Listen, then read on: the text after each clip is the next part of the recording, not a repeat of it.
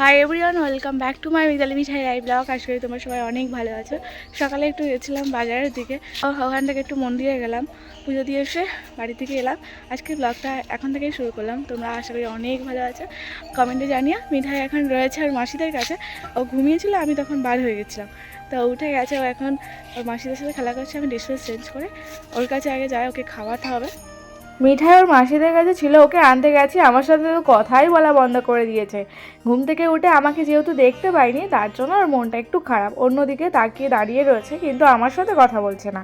রুটি ব্যাপার এসেছিলো বাড়ির জন্য, এক প্যাকেট গজা নিলাম আর এক প্যাকেট বিস্কুট। এই বিস্কুটটা বেশ খেতে ভালো লাগে, শুধু খেয়ে নিলেও হয়, চা দিয়ে না খেলেও বেশ মজার লাগে। মিঠাইয়ের জন্য একটা রুটি নিয়েছিলাম, সেটাকে ডিম টোস্ট বানিয়ে দিয়েছি। ডিম দিয়ে হালকা করে ওপরে ব্ল্যাক পেপার ছড়িয়ে দিলাম, যাতে ওর ভালো লাগে খেতে। 2-3 দিন ভোর কেন জানি না মিঠাই খেতে চাইছে না। পেটে কিরবি হলে বাচ্চাদের অনেক সময় খাওয়া দাওয়া বন্ধ করে দেয়। আমি ভাবছি একবার কৃমির ওষুধ খাওয়াবো। অনেক দিনই হয়েছে, প্রায় 6 মাসের কাছাকাছি হয়েছে কৃমি ওষুধটা খাওয়ানো হয়নি। মিঠাইকে খাওয়ানোর সময় ওকে একটু কার্টুন চালিয়ে দেবো বলেছিলাম বলে ও ফোন ধরে কাড়াকাড়ি করছিল। দিদা চা বানাচ্ছে, দিদা আমাকে জিজ্ঞাসা করছে তুই চা খেয়েছিস। আমি বললাম দিদা খুব ভালো করলে যে আমাকে জিজ্ঞাসা করলে। সকাল হতেই তো আমি বার হয়ে গেছিলাম রেডি হয়ে বাজারের দিকে, একটু বাজার করার ছিল, করলাম। মিঠাইয়ের জন্য কিছু কেনাকাটি করবো ভেবেছিলাম, সেগুলো সকালে গিয়েই কিনে আনলাম। সন্ধ্যাবেলা গেলে কি বলো তো, মিঠাইকে রেখে দিয়ে যেতে হয়, তো মেয়েটা কান্নাকাটি করে, ভালো লাগে না। বাচ্চা কাঁদলে দেখবে ভালো লাগে কি। তাই সকালবেলা ও যখন ঘুমাচ্ছিল, ভাবলাম ঘরের কাজগুলো নয় পরে এসে করবো, ওর কেনাকাটিগুলো গুছিয়ে করে নিয়ে আসি। দুধ, তারপর এটা ওটা করে সবটাই পুড়িয়ে গেছিলো, সমস্তটা নিয়ে এলাম, ঠাকুর মন্দিরে গিয়ে পুজো দিলাম। আমি ক্যামেরাটা দিদার দিকে করেছি, ও ক্যামেরার দিকে তাকিয়ে তাকিয়ে দেখো কি সুন্দর করে মিষ্টি করে হাসি দিচ্ছে। দিদা সুন্দর করে একটা চা বানালো, দিদার হাতে চা খেতে হেভি লাগে খেতে। আর রুটি নিয়েছিলাম না, সেই হাফটা ছিল, সেটা দিয়েই সকালের খাবারটা খেলাম। আজ মিঠাইকে পোলিও খাওয়াবে বলে খবর দিয়েছিল, তো আমি মিঠাইকে সাথে করে নিয়ে যাচ্ছি। আর আমাদের সামনের বাড়ি ছোট একটা মানিক আছে, তারা একসাথে মিলে গেলাম, পোলিও খাইয়ে নিয়ে এলাম আজ মিঠাইকে। দিদা এদিকে রান্নার জোগাড় করছে, সকালে রান্না হয়নি। আজকে রান্নার মধ্যে হবে মাংস আর বেগুন দিয়ে একটা তিতো হবে। আজ বোনও আসবে, বোন চলে গেছিলো বললাম না, আজ আসবে, বেড়াতে গেছিলো মুকুটমণিপুর। আমি দই ছিল, সকালে গিয়ে দই নিয়ে এসেছিলাম, একটু মাথায় মাখলাম আর মুখে দিয়েছি। মিঠাইকেও না একটু গাতে মাখিয়ে দিয়েছিলাম, তো শ্যাম্পু করবো আজ, সেই জন্যই দইটা মাখলাম। হ্যাঁ টিপ পড়বে না? টিপ টিপ কই? টিপ কোথায়?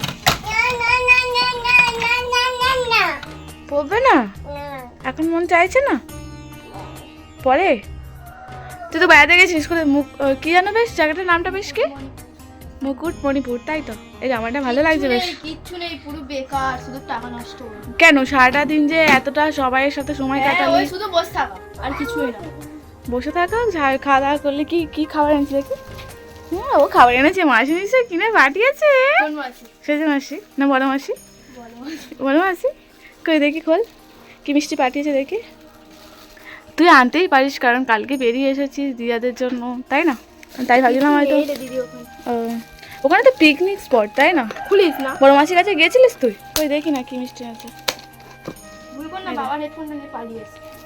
এই মিষ্টিটা কে পছন্দ করেছে? তুই? দাদা এ না, এটা মুড়ে রাখ, মুড়ে রাখ রানী। মিঠাইকে ধর, আমি চান করবো। হুম, মেয়েতে যাবি? বড় কাছেই যাওয়া হবে। মা বলছে বুধবার বৃহস্পতিবার চলে যেতে। কোথায়? আমাকে কোথায়? হরিনামে শিবরাত্রি করা হবে এখান থেকে করে দেখ। ভাই বাড়িতে ছিল, আজ বোনকে গিয়ে নিয়ে এসেছে। ও বেড়াতে গেছিল, বেরিয়ে কালকে মাত্র ফিরেছে, আমার কাছে চলে এসে আমরা দুজন মিলে যাব আমার শ্বশুর বাড়িতে, গিয়ে কিছুদিন থাকবো। তোমাদেরকে বলেছিলাম দুপুরে রান্নায় বললাম না, মাংস হবে আর বেগুন গাজর দিয়ে একটা নিম তেতো হয়েছে। বোন, আমি, ভাই 3 জন মিলে একসাথে খেতে বসে গেলাম। বোনের সাথে না সব সময় আমি ঝগড়া করি, মানে ঝগড়াটা কম, মারপিট করতে থাকি। আমরা 3 ভাই বোনে এত বড় হয়ে গেছে, কিন্তু এখনও মারপিট করাটা ছাড়িনি। মিঠাইকে চান টান করিয়ে দিয়ে খাইয়ে দিয়ে ওকে এবার মিঠাই একা একা পাউডার মেখেছে, দেখো। মিঠাই এখানে এসে একবার দেখাও, আয়নায় দেখাবো, আসো, আয়নায় মুখটা দেখাবো, আসো আসো, কি সুন্দর লাগছে দেখবে, আসো। তাড়াতাড়ি মিঠাই দেখাও। ওই মুখটা দেখাও, বাবার লজ্জা পাচ্ছে, আবার মুখ দেখাবে না।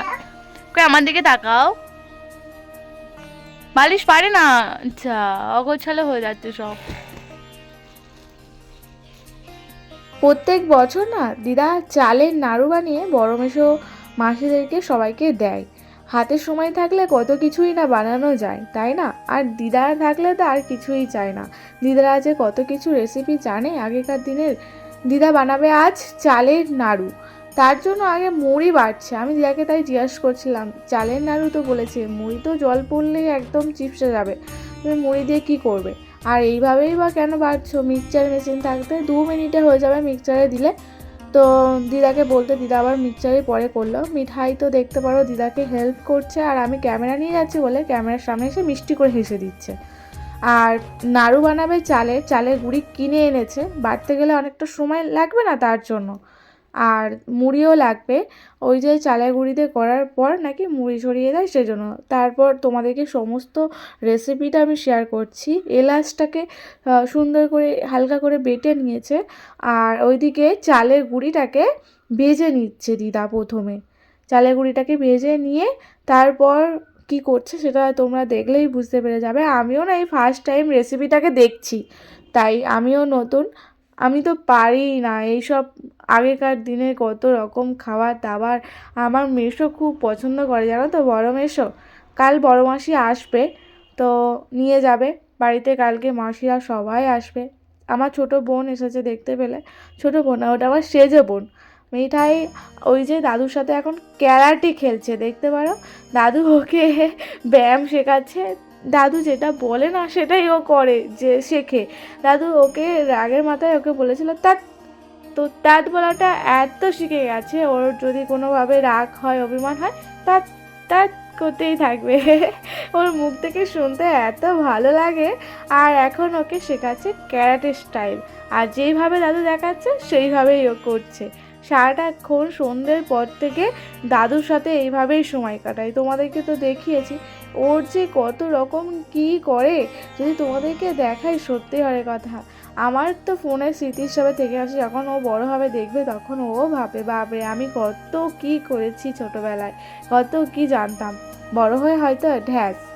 এইদিকে দিদা চালের গুঁড়িটাকে ভালোভাবে ভেজে নেওয়ার পর ওর মধ্যে দিয়েছে গুড়, গরম জল, এলাচটাকে দিয়ে দিল, আর 500 মতো চিনি দিয়েছিল। দিয়ে তার মধ্যে সামান্য পরিমাণ লবণও দিয়েছিল, যাতে হালকা স্বাদে মানে মিষ্টি ভাবটা বোঝা দেবে। নুন দিলে অনেক মিষ্টির মধ্যে একটা আলাদাই স্বাদ চলে আসে। ভালোভাবে চালের গুঁড়িটাকে ওর মধ্যে দিয়ে মাখিয়ে নিচ্ছে এবারে কড়াতে। এলাচ, জল, চিনি, গুড় সব একসাথে ভালোভাবে ফুটিয়ে নেওয়ার পর ওর মধ্যে দিয়ে দিয়েছিল চালের গুঁড়িটা। তারপর মানে নিয়ম করে করে যেরকম আমরা আঠা মাখি আর কি, জল প্রয়োজন হলে জল দিচ্ছে, দিয়ে আবার ভালোভাবে নাড়াচাড়া করে কড়ার মধ্যে। নাড়ু করাটা কিন্তু খুব একটা সহজ ব্যাপার নয় যতটা দেখে সহজ মনে হচ্ছে। এই যে গরম অবস্থায় যখন এই গোল্লা পাকাটা হয় না, আমি তো মানে কি বলবো, যখন করছিলাম 2-4টে করে নেওয়ার পর আমি বলছি দাদু তুমি বসে পড়ো, তুমি একটু হেল্প করো দিদার সাথে সাথে, না হলে হাত পুরো পুড়ে পুড়ে যাচ্ছিলো, এমন অবস্থা। গরম গরম তো করতে হয় তার জন্য। এটা কিন্তু তুমি অনেক দিন ধরে স্টোর করে রেখে খেতে পারবে মন চাইলে, আর কোনো ক্ষতিও নেই। তো এদিকে এই যে দাদু আছে মিঠাইকে নিয়ে খেলা করছে, আমি 2-4টে নাড়ু বানিয়ে নিয়ে উঠে এসেছিলাম আর খেয়ে টেস্ট করছিলাম। গরম গরম বেশ মজার লাগছিলো খেতে। কারা কারা টেস্ট করেছে অবশ্যই কমেন্ট করো। আর যদি আমার দিদা কোনো রকমভাবে কোনো কিছু প্রসেস ভুল মানে করে থাকে বা আমি বলে থাকি অবশ্যই কমেন্টে বলো। মিঠাই এদিকে ওর ছোট ছোট পুতুলগুলোকে নিয়ে খেলতে ব্যস্ত হয়ে গেছে। আগে তো খেলা বাটি নিয়ে খেলতে পছন্দ করতো, এখন দেখছি ওর মিঠিকে ওই পুতুলগুলোকে নিয়ে সাথে করে খেলা করতে ও বেশি পছন্দ করে। ঘুমাতে গেলে খেতে গেলে ওদের সাথেই থাকে। এই যে ওদের দুজনকে সুন্দরভাবে শুয়ে দেওয়ার পর ও নিজে ওর পাশে শুয়ে পড়ছে। উফ, মিঠাইয়ের এক একটা কাণ্ড দেখলে আমি নিজেও অবাক হয়ে যাই। আজকের ব্লগটা মিঠাইকে দিয়েই শেষ করব। আমি শুরু করেছিলাম, তোমাদের কেমন লাগলো অবশ্যই আমাদেরকে কমেন্ট করো, আর একটা লাইক করে দিও, শেয়ার করে দিও। তোমরা আমাকে কথা দিয়েছিলে যে আমাদের শেষ পর্যন্ত পাশে থাকবে, তো অবশ্যই আমাদের সাথে থেকো, পাশে থেকো, আর ব্লগটা বেশি বেশি করে শেয়ার করে দিও। টাটা, ভালো থেকো।